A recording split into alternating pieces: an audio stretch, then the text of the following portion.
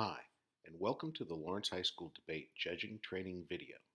In this video, we'll cover the basics of how a debate round works, what sorts of arguments you can expect to hear, and how you can give effective feedback to the debaters. I'd like to begin by saying thank you for volunteering. Without your willingness to give of your time, our students would miss out on important learning opportunities. Since mid-September, Lawrence High students have been traveling to tournaments around the state each weekend. These communities have recruited volunteers much like you to hear our students debate, and your work here is how we return the favor. This weekend, we'll host approximately 168 teams from 38 Kansas high schools, and by doing so, you ensure that our students will receive invitations for future tournaments from those schools so that we can continue to learn and to grow.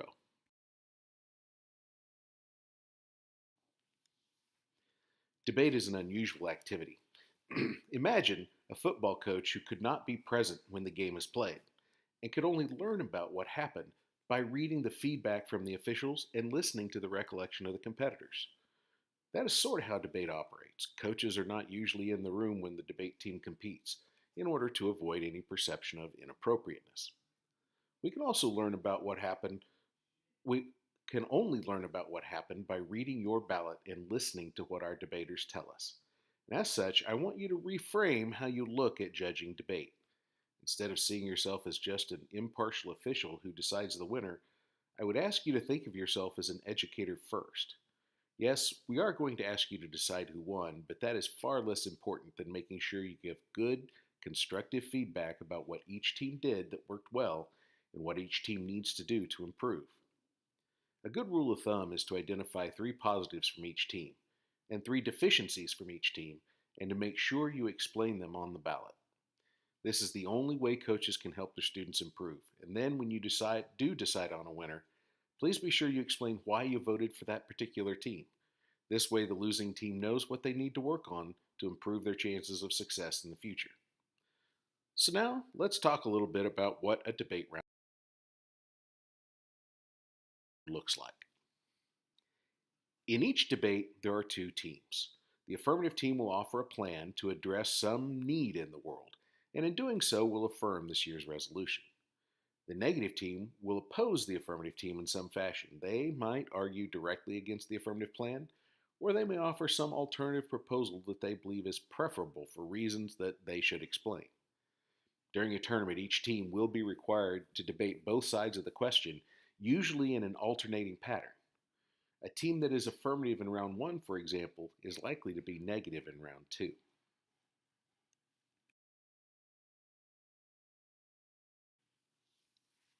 During the debate, you will hear 3 different kinds of speeches: constructive speeches, cross-examinations, and rebuttal speeches. The constructive speeches occur in the first half of the round, where each debater has an opportunity to help construct their team's positions. They will do this by offering a mixture of evidence from research and analysis to clarify the findings of that research. Each constructive speech will be followed by a cross-examination period where a member of the opposing team has the opportunity to ask questions of the speaker. These questions may serve a variety of purposes: to clarify issues, perhaps identify logical problems with an argument, or even to set up future arguments. There are a wide variety of things that these questions can do. Now, the last 4 speeches of the debate are the rebuttal speeches, where the debaters have a chance to give responses to the other team's arguments as well as to advance their own position by clarifying and supporting arguments that they have already made. While the constructive speeches will contain a wealth of new arguments and information, the rebuttal speeches should not include any new arguments. They may, however, include new sources of evidence and analysis to better explain and defend a position that may already have been presented. So let's take a look at how these speeches are arranged in a debate round.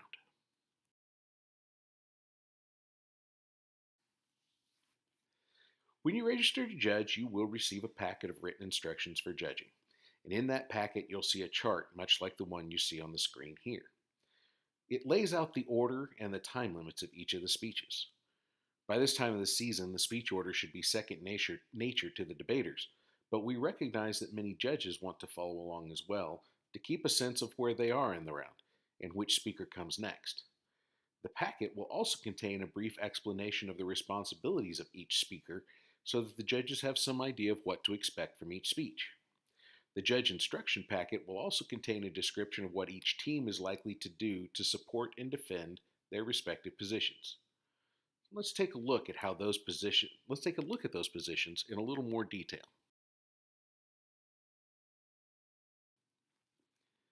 The affirmative team will present a plan, as I mentioned earlier in this presentation. Along with that plan, the affirmative must present reasons for you to vote in favor of that plan. Typically, those reasons include what the debaters will refer to as stock issues. These issues are common across nearly all affirmative positions, regardless of the topic or the contents of the plan. The affirmative will typically begin by identifying some problem in our world today related to the topic. We call this the harm, or harms. This year's harms include issues such as poverty, racial inequality, a struggling U.S. economy, etc.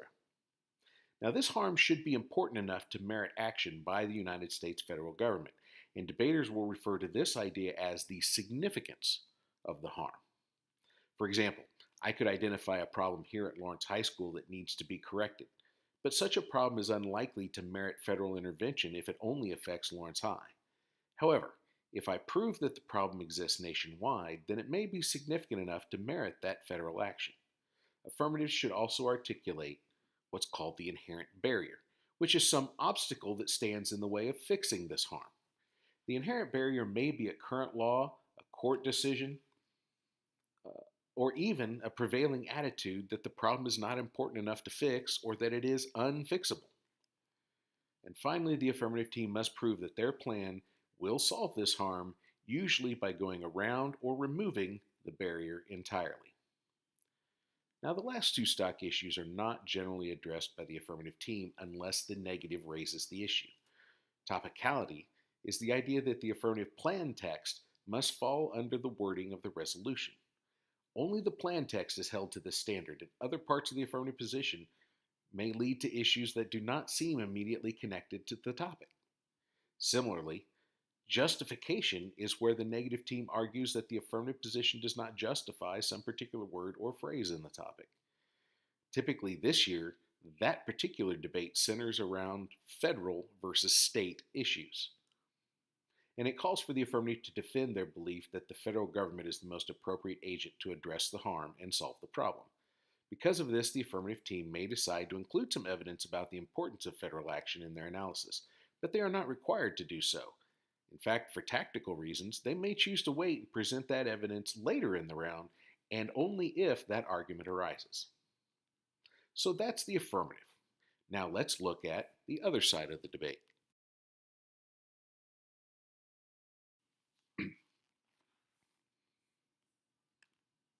The negative team may attack any of those stock issues we just talked about.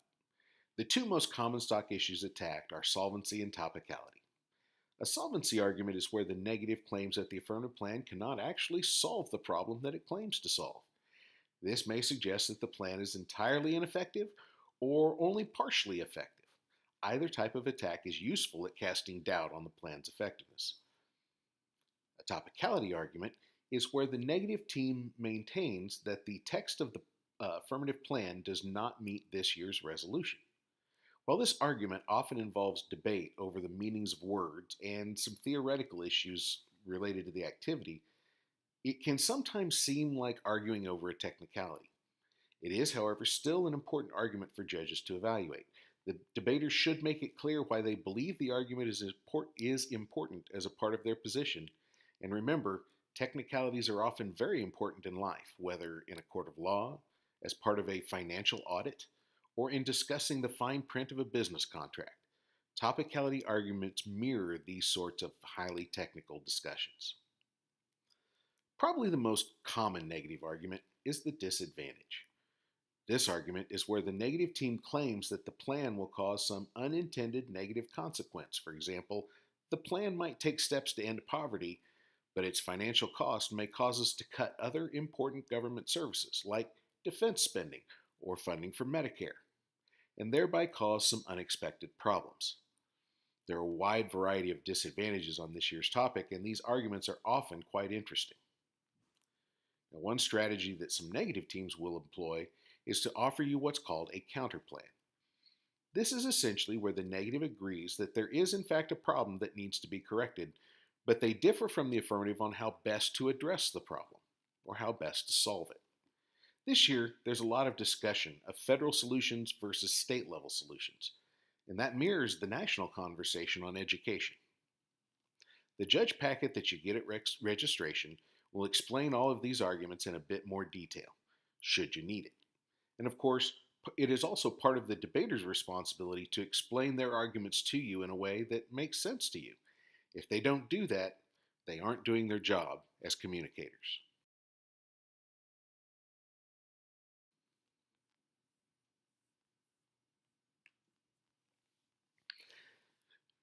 If you are in a room with other judges, you may see some highly experienced judges taking extensive and very careful notes. You will also notice some judges taking no notes at all, preferring just to listen. Either style of judging is acceptable, and the debaters should be adapting to the judges they have in the room. We encourage you to take some notes, if only to help keep ideas from early in the debate in mind once the round is over.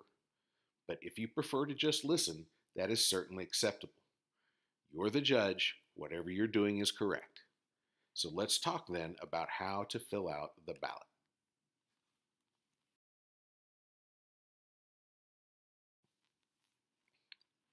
Before the round begins, have the debaters write their names in the appropriate spaces.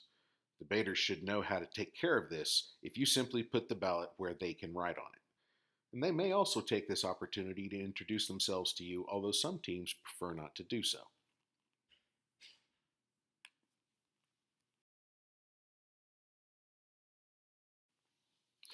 During the round, please jot down some constructive comments for each debater, as well as some positive comments. Try to find 2 or 3 comments for each competitor. This feedback is vital to helping the debaters improve their skills. They can't get better if they don't know what isn't working.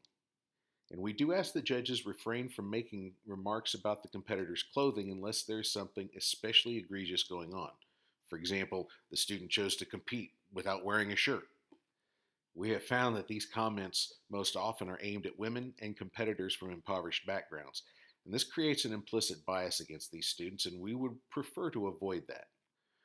Comments about a debater's performance, analysis, research, and etc. are much more instructive and helpful to the student. We encourage you to focus on those. After the debate is over, please make sure that you render a decision, voting either affirmative or negative. There are no ties allowed in debate.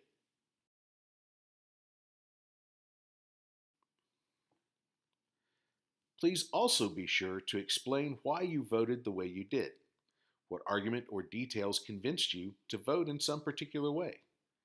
The lines I like to use when training judges are, "I don't care if a judge votes against us so long as I can understand why. With no explanation of why, I can't help my debaters fix the problem. If I do know why, then we can fix it, and that helps us win the next time." Finally, the final step is to assign each debater a rank. The debater who was most effective earns the 1. The second most effective earns the 2, and the 3 and the 4 then follow suit. No 2 debaters may receive the same ranking. Also, the winning team must have the same or fewer total ranks than the losing team.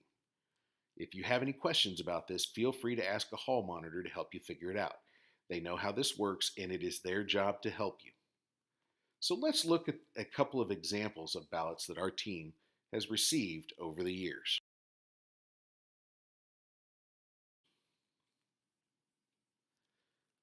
In this ballot, our team lost the debate. I have no doubt that we earned this loss.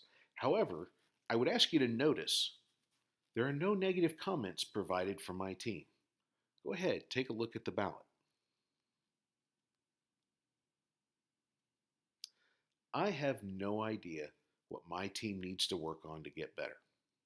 In fact, the only negative comment for either team is actually directed towards the team who won. We've circled it here in red so that you can see it. To put it bluntly, this ballot is very little use to the debaters because it does nothing to help them understand what happened or to improve their performance. We have no idea why we lost or how to get better. I hope you won't write ballots like this one. Let's look at another example.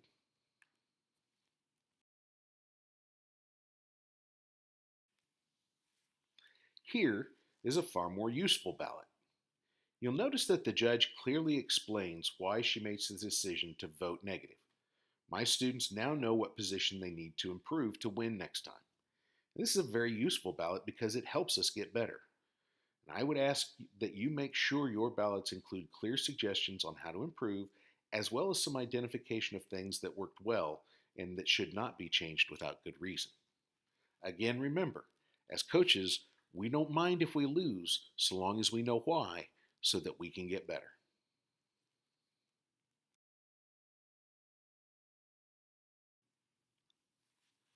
So, what happens if you walk into a debate round and you realize that you know one of the debaters? Well, there's an easy answer. You simply step outside into the hallway and let the hall chair know what's going on. We can probably switch you with another judge, perhaps even the judge next door, to make sure that there's no perception of bias. Our tournament this year will involve some students from both Free State and Bishop Seabury, so there is a chance that this may happen to you. It's not a big problem, we deal with it every year. It also may be that you run into a student from Kansas City or Topeka who you didn't realize was going to be there, but maybe you knew years before or you're friends with their parents or whatever. Again, this is an easy fix. Simply step to the hallway and let the hall chair know what's going on, and they will take steps to fix the problem. This year's topic, as with every year, involves discussion of some issues where judges may have strong personal beliefs and opinions. This year's topic is education, and I know we all feel strongly about education. We ask that you do your very best, though, to set aside those beliefs and opinions during the duration of the debate and try to evaluate based only on what is said in the round by the teams. One team may say something like, poverty can never be solved. And while you may agree or disagree with that statement, what we ask you to evaluate is the opposing team's response and analysis, independent of your own ideas. Now, this can be difficult, we know, and we know that we all have biases that we're not able to completely ignore. What we ask is that you make a good faith effort to be fair and neutral as possible in your judging.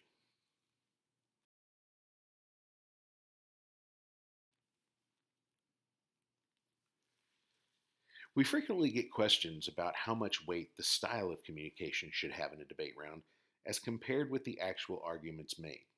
For example, you may have debaters that make really strong arguments, but they speak so quickly they're very difficult to understand. There's no single right answer here. We ask that you make comments about both the style and the substance of a debate. And we recognize that both are important, and we ask that you consider both to at least some extent while making your final decision. Your final decision should be a holistic one, looking at the entire round and not just one facet of the debate. So long as you make it clear on the ballot why you made your choice, you cannot go wrong.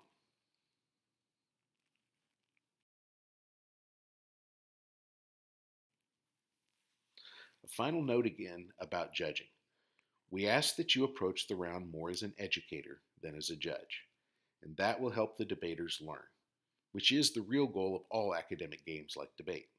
Please help us make this game as educational as it possibly can be.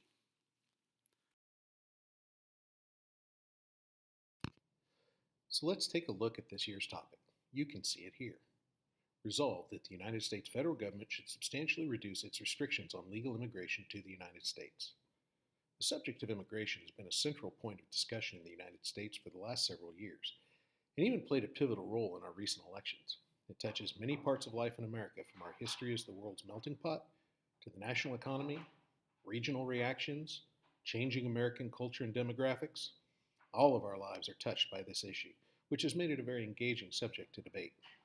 I've really enjoyed watching students dig into these discussions and learn about their larger implications, and I hope you will enjoy it also as you watch these debates unfold. I would, however, make one request. While watching a debate, please make an effort to set aside your own personal thoughts or feelings about immigration and evaluate the debate based solely on the arguments of the students. While I know this can be a challenge, the students deserve to have a judge who is as neutral as possible.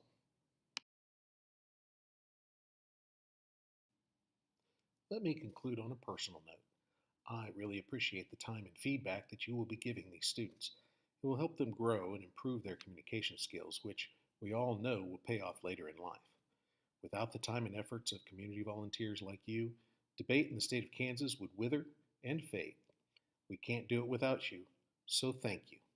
I look forward to seeing you at our tournament.